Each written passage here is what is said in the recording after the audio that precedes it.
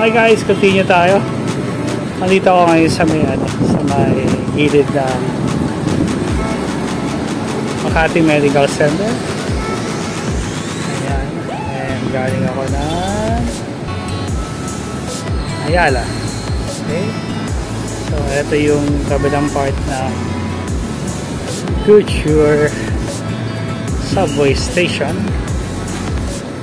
Makati. Ayan. Ayan, may barrier na yan. Ayan yung subway station. Ang gawin po yung project yan. So, nakasara siya ngayon. Dahil nakuha niya yung road dyan.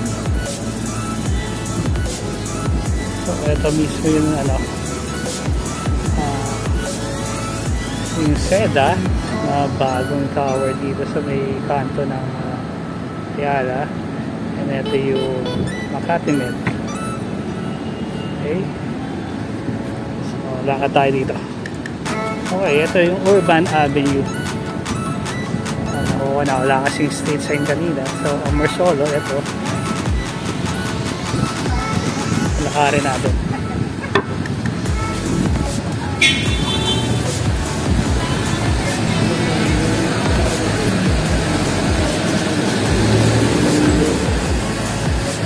Ayan guys, tingnan natin kung ano yung pwede nating makita dito. May nakaawang tingnan natin.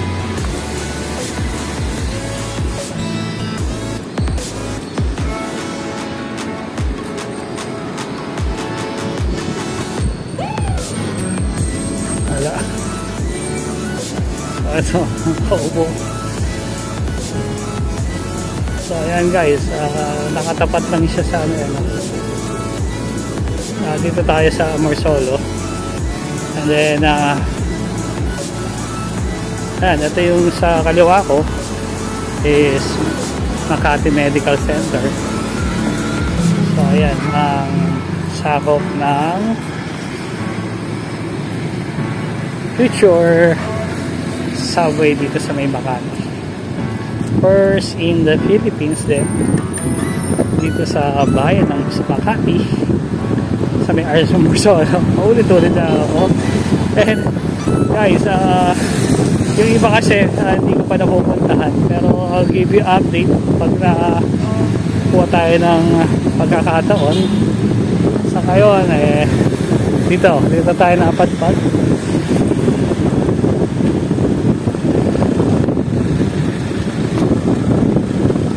Maganda to, sigurado. Maganda gumawa maganda mga project dito sa may sa Makati. Correct din ang unti-unti. And then eto. Ano bang kalye to? Ito yung sakop ng mga projects ng Makati.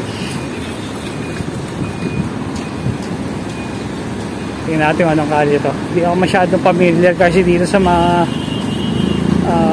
road names dito sa Makati, especially dito sa mga so hindi mo makita yung so guys, dito na lang at until next time, mag-update ulit ako kapag may bagong development dito sa may Makati and other project ng ating gobyerno. Tupid ko lang, this is private and government partnership ng Makati. Project ito ng city government ng Makati. Okay, once again, this is Olga TV, Makati. Bye-bye!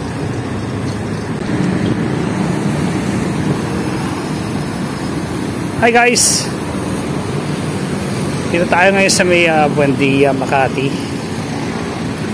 Pakita ko na sa inyo yung ongoing project dito sa may Amorsolo. Punta tayo sa overpass.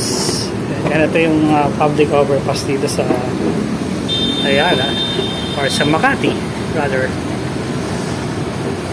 Escalator tayo. So ayan yung mga surroundings.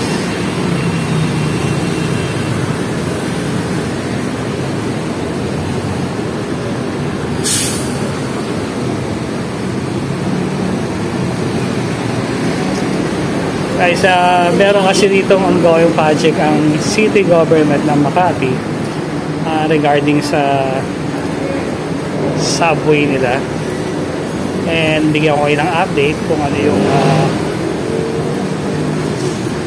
yung condition and yung development dito sa Makati. So guys, nandito ako sa Buendia and Ayala. Ayan po guys. So, pakita ko sa inyo. Ayan po yung future subway station dito sa may Buendia, Amorsolo. In between. So ayan siya. May mga heavy equipment pero so far, ano pa lang din siya, mga excavation pa lang nandito.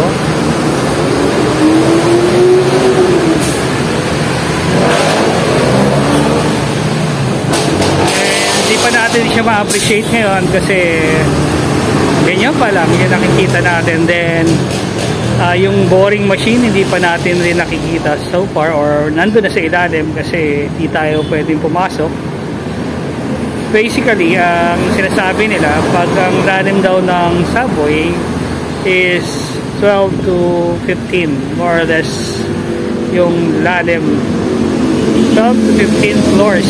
Imagine niyo gaano kalalim. So hindi natin mararamdaman yung pagkukay ng boring machine sa ilalim unless kung bababa tayo doon, mag-feel natin. Pero kadalasan pagkakaalam ko, ang makikita lang natin yung mga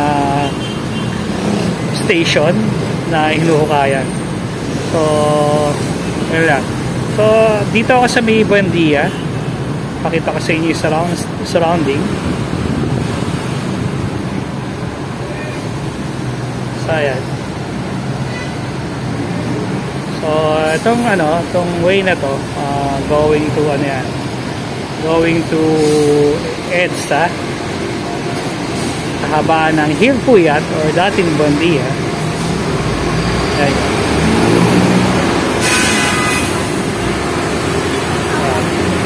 So dito naman sa kabila,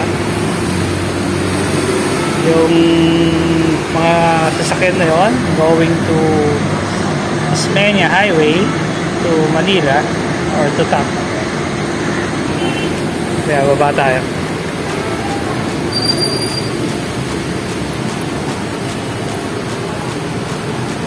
So maganda yung footbridge dito. Dekalidad. Ayan guys, so, nakikita ng mata ko pero I don't know kung gano'ng kalalim. So ayun na, ganyan na kalalim yung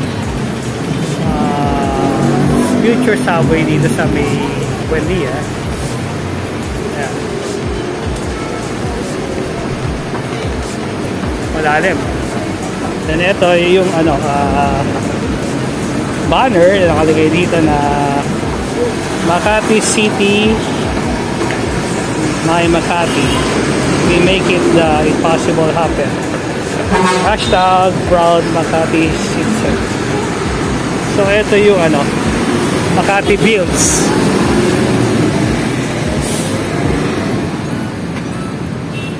So ayan siya.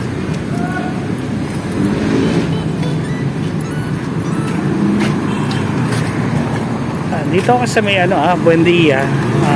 Ano ba to? Southbound, yeah? Southbound.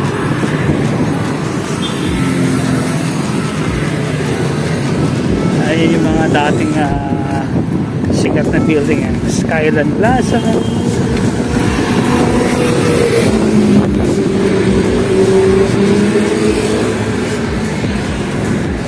And guys, nilalakad ko yung surrounding ng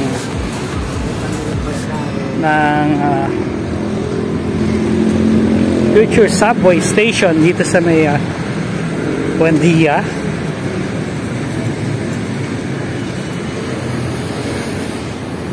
Ayun guys, nandito ako sa may tapat na future subway station ng Makati, dito sa may Buendia. Hindi lang natin sure kung anong magiging pangalan na itong station name na to, pero ayan, ito ang sure lang, ito yung magiging surrounding siya, and yung Makati Med, and mga high-rising building dito, and ito yung isa sa pinakamaganda or iconic building na RCBC Plaza. And doon yung Buendia, yung dinadaanan ng mga sasakyan na yun going to ano yan, EDSA. So ganyan siya kalapad.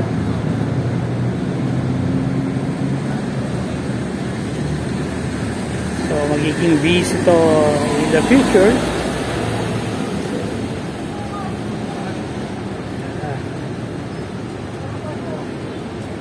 So saan ba to? Ano bang street to? Hindi ko lang hindi lang masyadong familiar dito sa kalye. Pero ayan, ganda ng Makati, grabe. Ganyan nakaundad tong city na to. So magkakaroon pa sila ng subway in the future. So ang balita dito ay private and government partnership ng City Government of Makati. Iba pa to sa project ng national government na subway na mag-start sa may Valenzuela to FTI, Taguig. So hindi pa natin napupuntahan yon, pero this coming days, pag nagkaroon tayo ng pagkakataon, i-update ko kayo. So ayan, yan yung future subway dito sa Makati. Ito yung kauna-unahang syudad na magkakaroon ng subway is the Makati. Ngayon guys, try natin pumunta doon.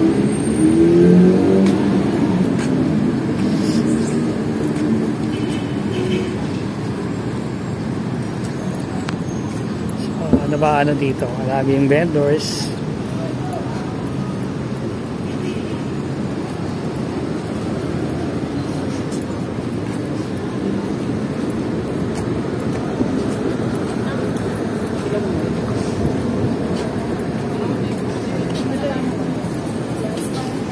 So dito, labas nyo na sa may Chino Roses.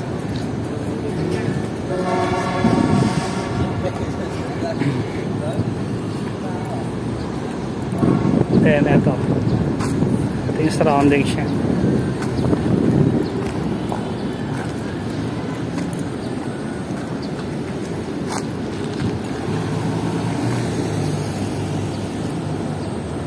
So ayan na ang future subway station ng Makati.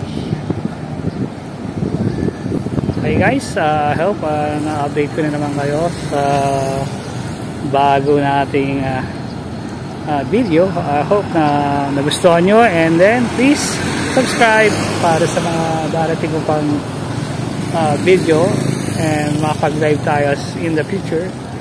Okay guys, once again, this is Ogard TV, the future subway of Makati, here in Buendia Corner, Ayala. Bye bye, thanks for watching.